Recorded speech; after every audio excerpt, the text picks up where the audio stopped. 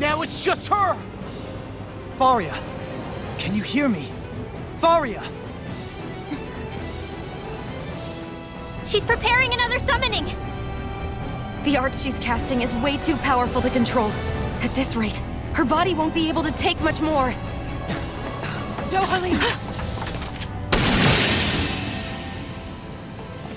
Forgive me.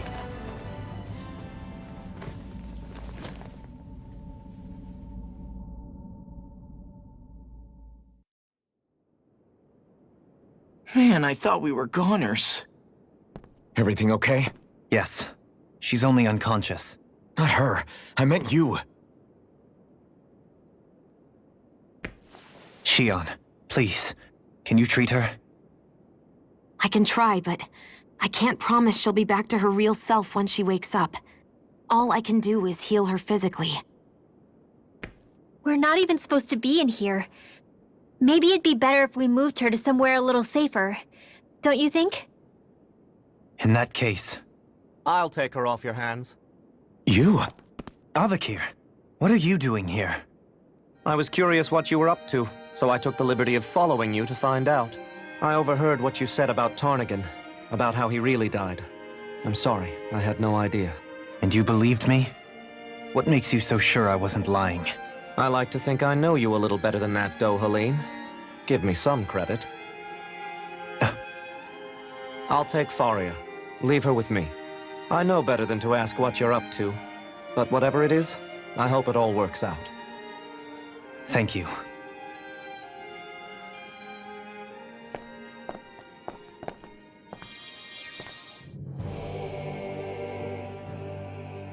He seems like a good friend. He hasn't changed. He never was one to stand out. Instead, he was always hanging back, worrying about everyone else. As for Fahria, it's always the closest to me who get hurt. You don't seriously blame yourself for what happened to her, do you? Somebody got to her, to strike back at me. Someone who knew me well enough to know that I'd hesitate to fight back. And the same goes for you as well. Neither you nor Fahria would have lost loved ones, if it wasn't for me. You're wrong. Kelzelik was the one who killed my brother, under orders from Almadria. As for Tarnagin, if it weren't for the crown contest, he'd still be alive. That and the whole damn hierarchy that makes it possible. But that's why we're fighting. To put an end to this whole messed up system that treats people as expendable. Indeed. Ridding society of this blight is really the only way I know how to atone for my sins. You can't atone, Dohalim. I know it hurts to hear, but those people are dead. No amount of soul-searching or trying to make amends is going to change that. Forgiveness, acceptance, those ships have sailed. So I just forget the harm I caused? No, the opposite, in fact. You remember, you never forget. You keep it in your heart always. And then you go on living. Not for those already past, but for those still alive. For those still alive. Kisara's right. So long as we've still got breath in our bodies, we can make a difference in the lives of others. Lives being the operative word. That's what living's all about. Being able to still make a difference. Punishing yourself for the past won't make the pain of your conscience go away.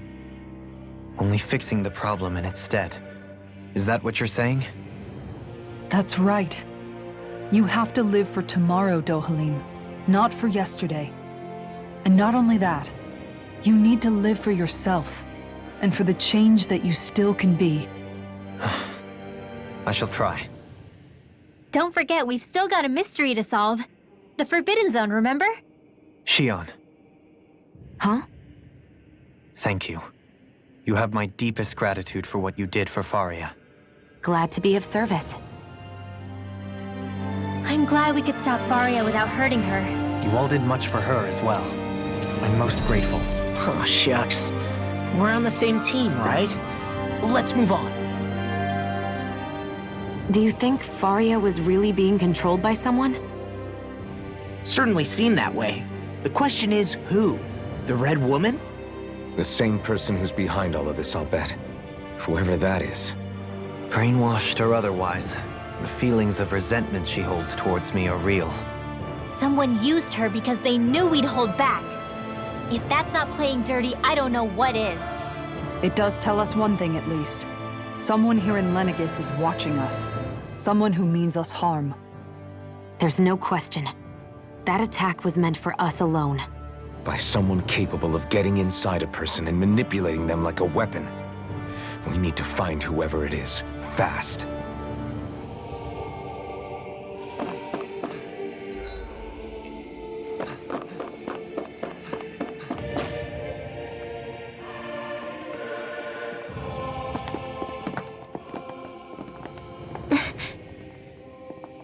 What is it, Rinwell? Do you hear something again? Yeah. It's that voice. The will of Dahna's astral energy.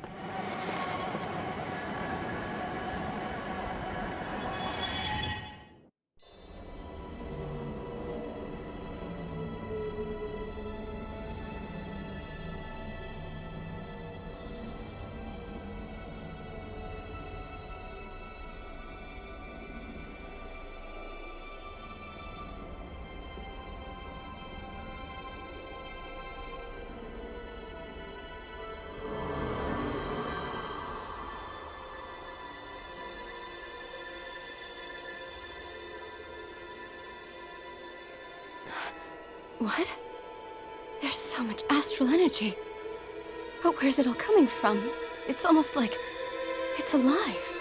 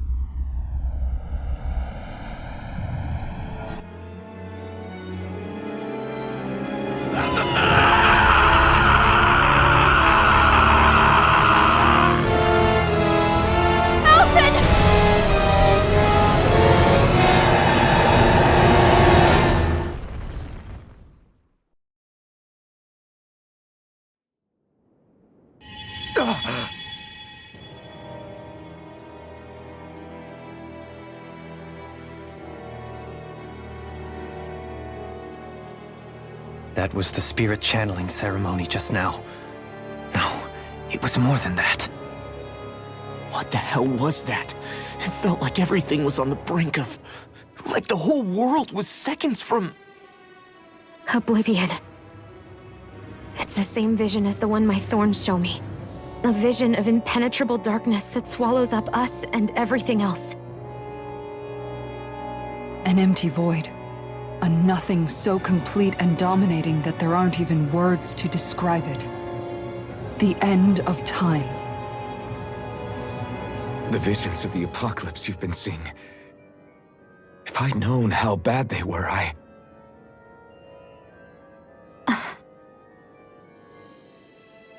So, everything we just saw, those were Naori's memories, right? That's right. It was as if her innermost thoughts were speaking directly to us. At least I know they weren't mine. That power flowing into her. It reminds me of Shion's thorns. If they're what's responsible for all these visions she's been having, then maybe... Maybe my thorns are made from that same astral energy? If that is the case, we just found the missing link between your thorns and what happened here 3 centuries ago. No, more than a link. Perhaps even the very heart of the matter. I've never felt astral energy so powerful. What was that? If it's the same energy your thorns are made of, it must be dark astral energy, right? And isn't that something only Renans have? Correct. Dark astral energy is possessed by Renans alone. And when enough astral energy gathers together, it develops its own form of sentience. If so, maybe that complete oblivion is exactly what the Renan astral energy's will is wishing for.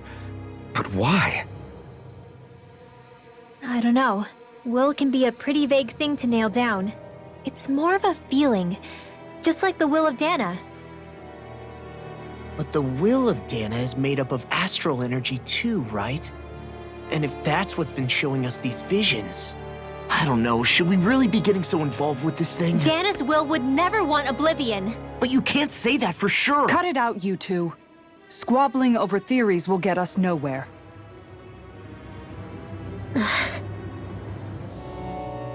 Let's keep moving. If it's Dahna's will showing us these memories, then I'm as clueless about its motives as any one of us. But if it could lead us to the truth, then I want to find out more. Shion's right. All we can do is keep going. If these really are Naori's memories we're watching, there could be truths in them I was never aware of. And I think they may be the kinds of truths I need to confront if we're going to keep fighting. I'm sorry about what I said earlier. Come on, let's go. Finally, we begin to understand what the thorns are. Yes, and their source. A ceremony that occurred 3 centuries ago. But we still don't know how to get rid of them. I just hope we can find a way. That vision we saw. It was as if it was meant specifically for us. What do you make of it? Do you still think the will of Dahna might be involved somehow? Maybe it's trying to tell us something. But what? Well, it could be supernatural. You know, like seeing dead people, messages from beyond the grave, ghost-type stuff. That's your grand theory? That we're being haunted? Come on, Law. Wait. He might be closer to the mark than you think. What if a person's thoughts and deeds were to somehow become indelibly etched into the ether of a place? And what if those with a connection could then somehow pick up on them? You think that's what it was? Some kind of message someone left here for us? I am merely entertaining the possibility. Whether it was Dahna's will, or somehow connected to the Sovereign and Maiden's powers, I do not know. Okay, back up a sec. You're saying that if a place is full of enough astral energy, it can somehow show us events that happened centuries ago? More to the point, how does that much astral energy gather in one place anyway? Seems unlikely it happened naturally. Whatever it was, it survived here intact for 300 years. Whoever left it for us, the strength of their intent is beyond doubt. The strength of their intent.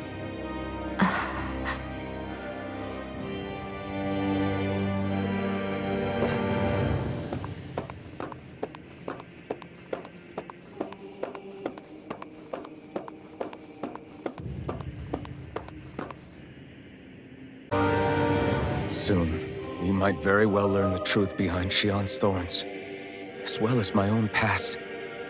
I have to be ready to face anything. Whatever happens.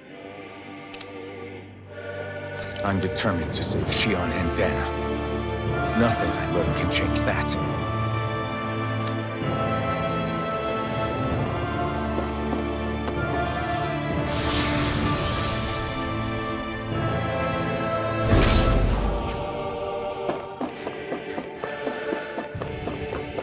Hold up, you guys. What is it?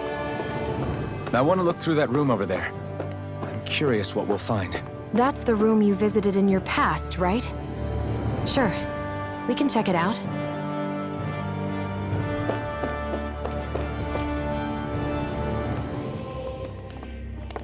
This looks like some kind of research facility. A laboratory secreted away in the Forbidden Zone. Why am I past being surprised at this point? Looks pretty deserted. Let's check it out. It might give us a new lead.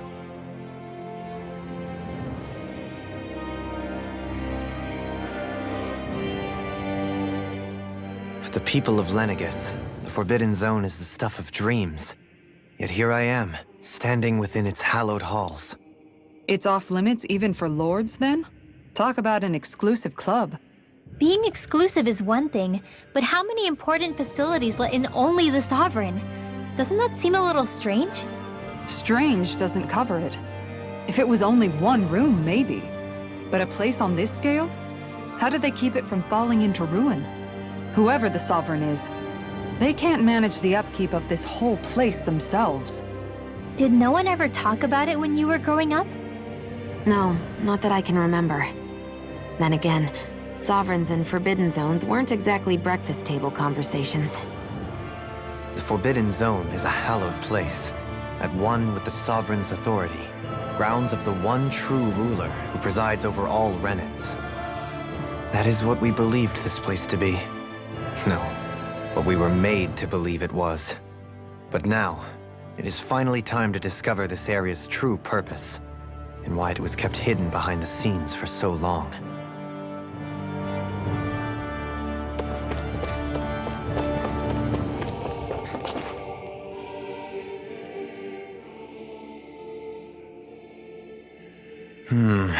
I think I can make this work.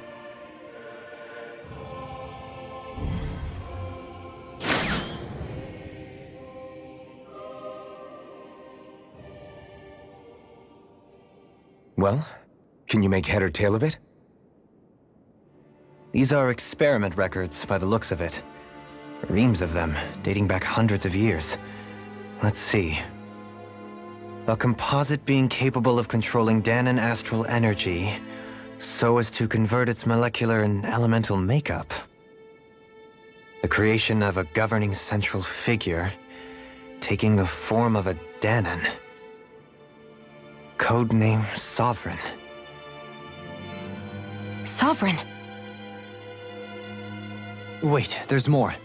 Research into utilizing force field crystals for the purpose of stable astral energy containment. That must be the Master Cores. With all this raw data, there's bound to be records here somewhere about the Maiden and the Lords, too. About the Lords? Why would they be on there? Think about it. The Lord's crests are clearly of a piece with those of both the Sovereign and the Maiden. Not to mention the fact that the contenders to the crown are selected from otherwise regular Renan citizens. In other words, it may be that all Renans are unwittingly being made subject to some kind of grand scheme. What about the Sovereign? Does it say anything else? Where do I start? All I've read so far is the headlines. There's so much here. To sift through all of it would require specialized... Wait. What is it? Did you find something? It's a list of names, with the title, Test Subjects, Sovereign. It's your call. Read it. There must be dozens of test subjects listed here. Hundreds even. All of them failures. Wait, I think I've found one that was successful. Test subject number 1273. Ethnicity, NA. Unique adjustment index, generation, NA. Given name, Alphen.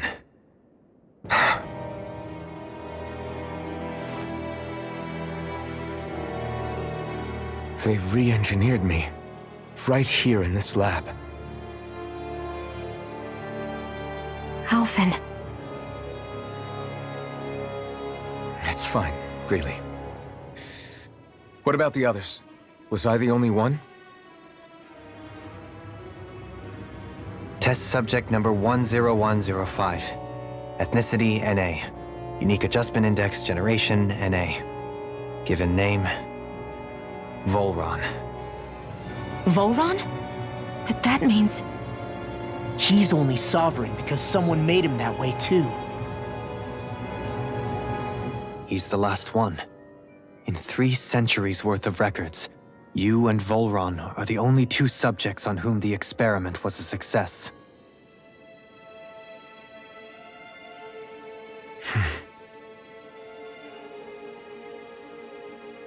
But what about the winners of the crown contests?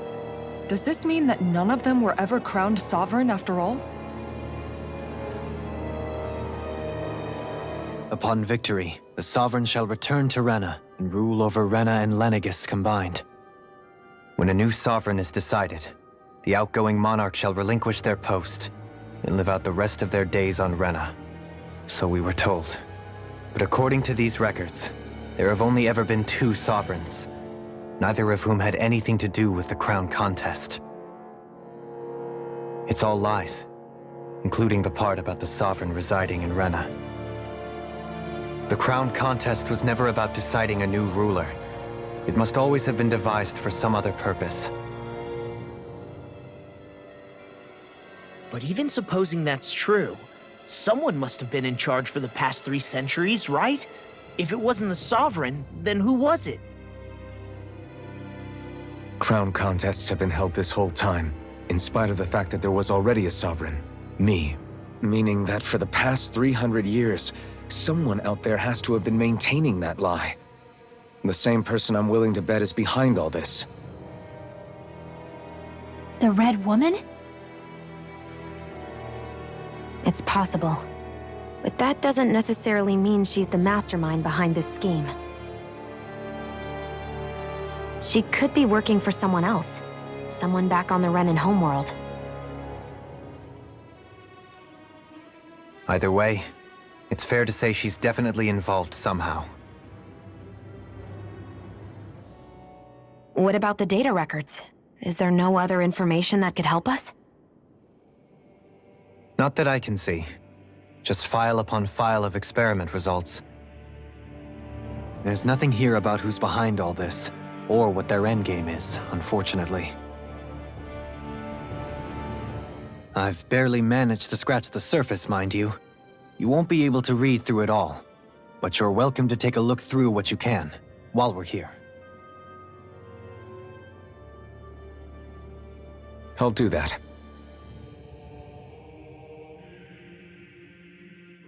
So this is where Alphen became the Sovereign, and Volron as well. The significance of this location would suggest... Hey, it looks like the terminals in here turned on too. We should look through them. They might contain valuable information. Only 2 sovereigns in over 300 years. So why has the experiment only succeeded twice in all this time? And if that's the case, why keep on doing it? Was there really no other way? Or could there be some other reason? Dohalim. Forgive me. Alphen. I'm fine. I'm just a little shaken, that's all. I knew what I was already, so it's not like it's a surprise or anything. But it's strange. I've got all this rage inside of me, but I don't even know who it's for. I'm scared that I'll put a face to it, just to have someone to blame. If that were to happen, then No. Then we'd help you fight it, before you ever got that far. Wouldn't we, everyone? Yeah, we wouldn't just sit by and watch you spiral out of control. That's right. No good can come from being consumed by hatred. If you ever start to lose your way, you can count on us to guide you back. To remind you where home is. And I would be happy to lend an attentive ear, should you ever have need. Thank you, everyone. I think I'll be okay now.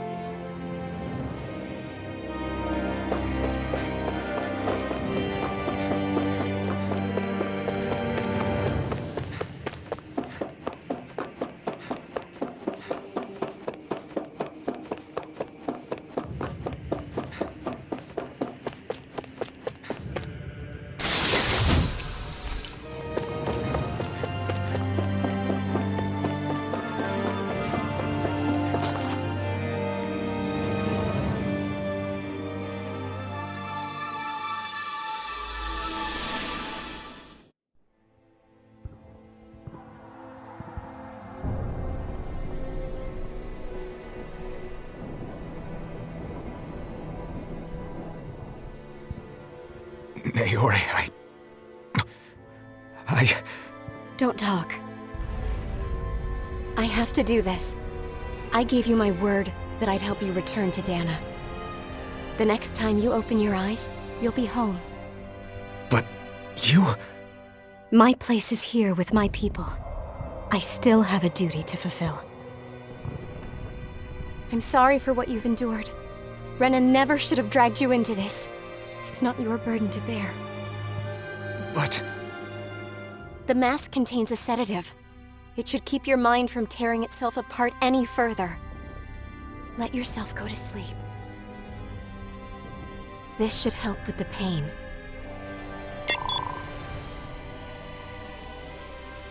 Time to go, Alphen. Farewell. Naori... His injuries are worse than I thought. Short-term treatment isn't going to cut it. I'll have to switch the healing pod to long-term hibernation mode.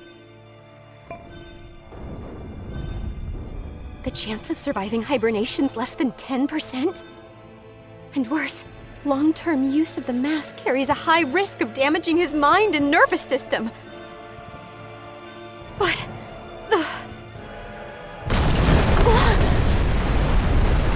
If I don't head back, Lenegis will be nothing but ashes, and this starship along with it.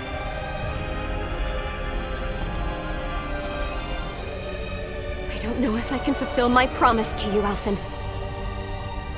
But if doing this will grant you even the slightest chance, I have to try.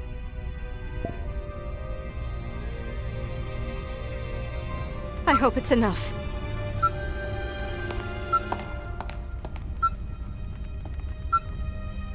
Please, live for me, Alphen.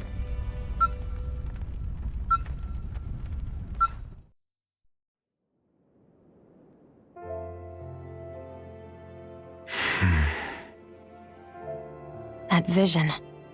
It must have been from when Naori helped Alphen escape Lenegis. She sure went above and beyond the call of duty. Even with Lenegis crumbling down around her, she chose to stay put with her people. So that's why you lost your memories and sense of pain, and why you were asleep for that whole time. It was all the result of one agonizing decision Naori made to save your life. Yeah. If it weren't for her, I wouldn't even be alive today. I owe her everything. More than I could ever hope to repay. Now that you know how she felt, how do you plan on honoring her wishes? She kept her promise. If the Renan people she fought so desperately to protect are at risk from a malevolent force, then I owe it to her to carry on her fight. Naori was the one who put that mask on me, and made me Iron Mask. She did it to prevent your soul from tearing itself apart. She knew you might lose your memories and sense of pain as a result. But more than anything, she wanted you to survive. And you did.